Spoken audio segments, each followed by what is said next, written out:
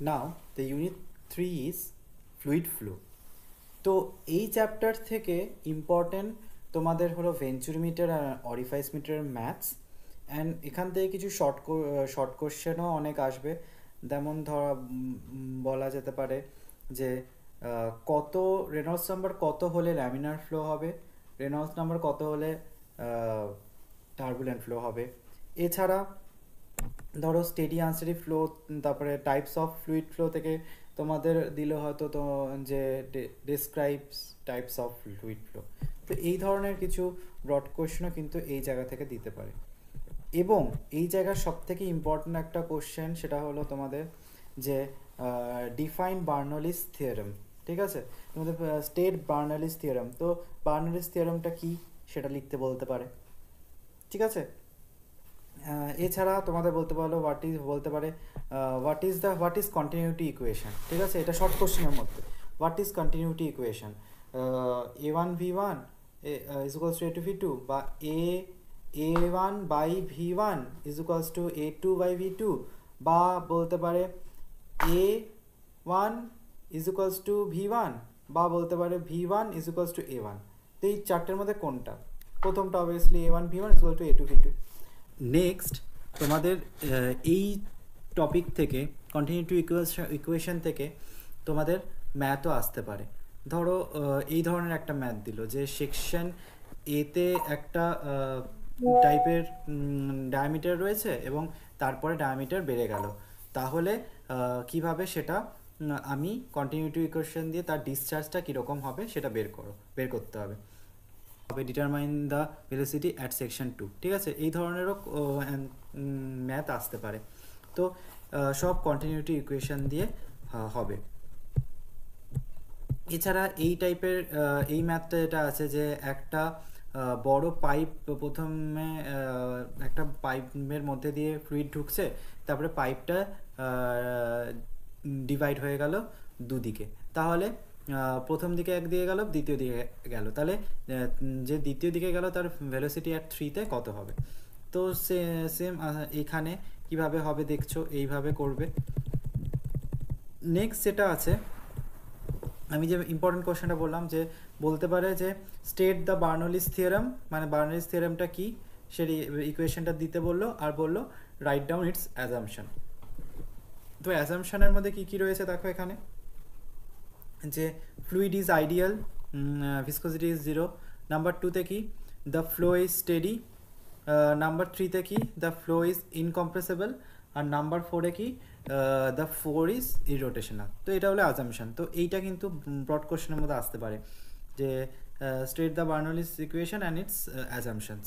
ঠিক আছে, তো এখানে বার্নৌলিস ইকুয়েশন দিয়ে এক রকমের ম্যাথ রয়েছে, জাস্ট ফর্মুলাটা পুট করবে আর ম্যাথটা বের করে দেবে। ঠিক আছে, তোমাদের এই চ্যাপ্টার থেকে সব থেকে, আর এখানে দেখো বার্নৌলিস ইকুয়েশনটা কি সেই স্টেটটাও বলা হয়েছে। দেখো ম্যাথামেটিক্যাল এক্সপ্রেশন কি, এই জায়গাটা, এটা এই কোশ্চেনটা খুব ইম্পর্টেন্ট, এই কোশ্চেনটা ভালো করে দেখবে।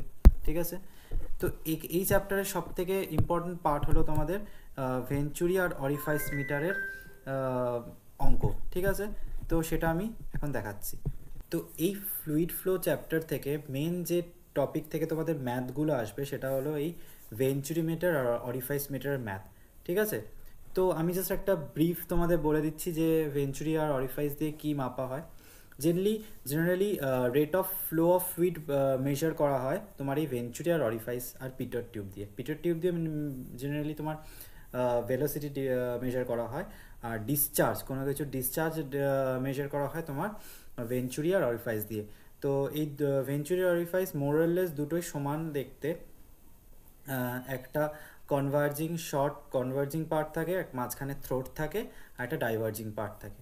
ঠিক আছে, তো এরপর সেটা বেসিক্যালি এই সমস্ত ইনস্ট্রুমেন্টগুলোই কিন্তু বার্নৌলিস ইকুয়েশনের প্র্যাকটিক্যাল অ্যাপ্লিকেশন। ঠিক আছে, তো তোমাদের এই যে ভেঞ্চুরি মিটারের যে ডেরিভেশন, এই ডেরিভেশনটা কিন্তু সিলেবাসে আছে, তো এক্সামে জেনারেলি দেয় না, তবুও তোমরা জাস্ট একবার দেখে নেবে।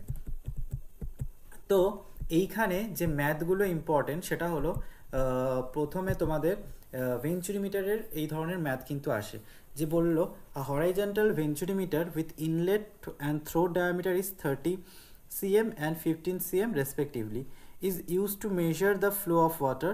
The reading of the differential manometer connected to the inlet and the throat is 20 centimeter of mercury. Determine the rate of flow. Take CD is equals to 0.98. ঠিক আছে, তো এইটা হলো ভেঞ্চুরিমিটারে তোমার কি কোশ্চেন। তো এইখান থেকে তোমাদের ভেঞ্চুরিমিটারের যে ফর্মুলাটা ভালো করে মনে রাখতে হবে। ফর্মুলাটা হলো কি, Q is equals to CD into A1 into A2 root over A1 square minus A2 square into root over 2GH, এটা হলো ফর্মুলা। এইবার কি তোমাদের মোরাললেস A1 A2 তো সব পেয়ে যাবে, সিডিটাও বলা থাকবে, কিন্তু তোমাদের এখানে বলা থাকবে না এইচটা। তো এই এইচটা কীভাবে তোমরা বের করবে? তো তোমাদের প্রথমেই আগে দেখতে হবে যে আমার দুটো জিনিস কিন্তু এখানে জিনিস আছে, সেটা হলো তোমাদের দুটো যে জিনিস আছে সেটা হলো তোমাদের দুটো মেজারমেন্ট আছে, সেটা হলো এইচ গিভেন বের করা। ঠিক আছে, যে এইচটা কীভাবে বের করবে? ধরো দুটো কেস রয়েছে। ধরো যদি ডিফারেন্সিয়াল ম্যানোমিটার যে রয়েছে, আমার তো ভেঞ্চুরিমিটার এরকম দেখতে এরকম, তো ভেঞ্চুরিমিটারের এই ওপর দিকে তোমার ওপর বা নিচের দিকে এরকম ইউটিউব ম্যানোমিটার কিন্তু লাগানো থাকে। ঠিক আছে, তার মধ্যে এইখান দিয়ে একটা ফ্লুইড ফ্লো হয়, আর ভেঞ্চুরিমিটারের এই ম্যানোমিটারের নিজের মধ্যে এক রকমের ফ্লুইড থাকে, যেটা দিয়ে বোঝা যায় যে কনভার্জিংয়ে তার প্রেশার কত আর থ্রোটে তার প্রেশার কত। ঠিক আছে, এইটা মেজার করা হয় এটার মধ্যে দিয়ে। তো এইবার এই কেস 1 আর কেস 2 দিয়ে এইচ বের করা যাবে।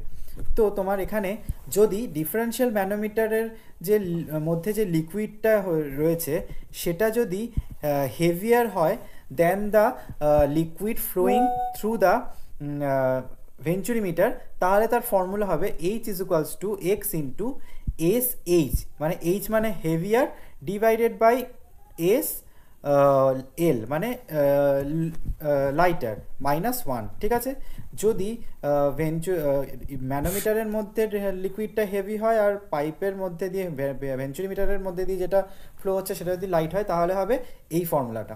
আর যদি তার উল্টোটা হয়, যদি ম্যানোমিটারের মধ্যে দিয়ে যে লিকুইডটা আছে সেটা যদি লাইট হয় আর যদি যে ভেঞ্চুরিমিটারের মধ্যে দিয়ে যে লিকুইডটা ফ্লো হচ্ছে সেটা যদি হেভি হয়, তাহলে তার ফর্মুলা হবে H is equals to x into ব্র্যাকেটে থার্ড ব্র্যাকেটে 1 minus S L minus S zero. S zero মানে কি fluid flow through the pipe. ঠিক আছে, আর এস এল মানে কি যেটা ম্যানোমিটারের মধ্যে যেটা রয়েছে সেটা। ঠিক আছে, তো এরপরে কি এইটা হলো এই এইচ বের করার ফর্মুলা। তো তোমরা এইভাবে এইচটা বের করে নেবে, সেখান থেকে তাহলে এইচের জায়গায় এইচ বসাবে, দিয়ে তোমার ভেঞ্চুরিমিটারের ডিসচার্জটা বেরিয়ে যাবে। ঠিক আছে, এবার ডিসচার্জ বেরোবে কিসে? আমার সেন্টিমিটার হোক মিটারে হোক, যদি সেন্টিমিটার হয় তাহলে লিটারে কনভার্ট করতে গেলে 1000 দিয়ে ডিভাইড করবে, তাহলে লিটারে কনভার্ট হয়ে যাবে। ঠিক আছে, সেমভাবে পরের যে ম্যাথটা আছে সেটাও একরকমভাবে আছে, যে এখানে ভেঞ্চুরি দেখো অলরেডি বলেছে an oil of specific gravity 0 is flowing through a venturimeter having inlet diameter 20 cm and throat is 10 cm.